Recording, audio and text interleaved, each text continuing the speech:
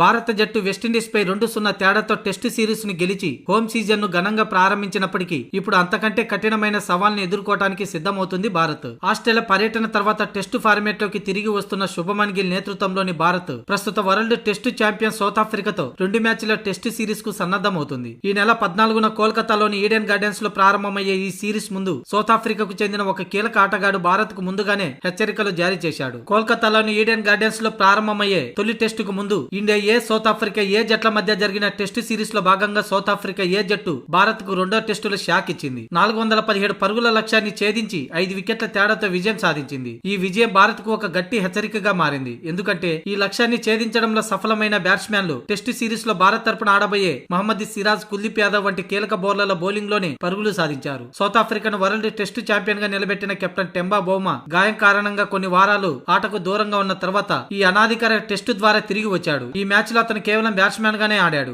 Bavuma తొలి innings లో golden duck out కాగా రెండో ఇన్నింగ్స్ లో కీలకమైన 59 పరుగుల ఇన్నింగ్స్ ఆడి జట్టు విజయంలో తన వంతు పాత్ర పోషించాడు. బౌమా ఈ పరుగులు చేయడం భారత జట్టుకు ఆందోళన కలిగించే విషయం. ఎందుకంటే అతను సిరాజ్, ఆకాశ్ దీప్, కుల్దీప్ యాదవ్, ప్రసిద్ధి కృష్ణ వంటి అనుభవజ్ఞులైన బౌలర్లను ఎదుర్కొన్నాడు. గాయం నుంచి కోలుకున్న తర్వాత ఇలాంటి క్లిష్ట పరిస్థితుల్లో పరుగులు చేయడం ద్వారా కోల్కతా టెస్టుకు ముందు బౌమా బ్యాటింగ్ ప్రాక్టీస్ తో పాటు ఆత్మవిశ్వాసాన్ని కూడా పొందాడు. గత 1.5 సంవత్సరాలుగా బౌమా అద్భుతమైన ఫామ్ లో ఉన్నాడు. అతను ఈ మధ్య 7 టెస్టుల్లో 13 ఇన్నింగ్స్ లో 59 సగటుతో 711 పరుగులు చేశాడు. అతని ఫామ్ దృష్ట్యా భారత్ తో జరిగే తొలి టెస్టుకు ప్రమాదకరంగా మారే అవకాశం ఉంది.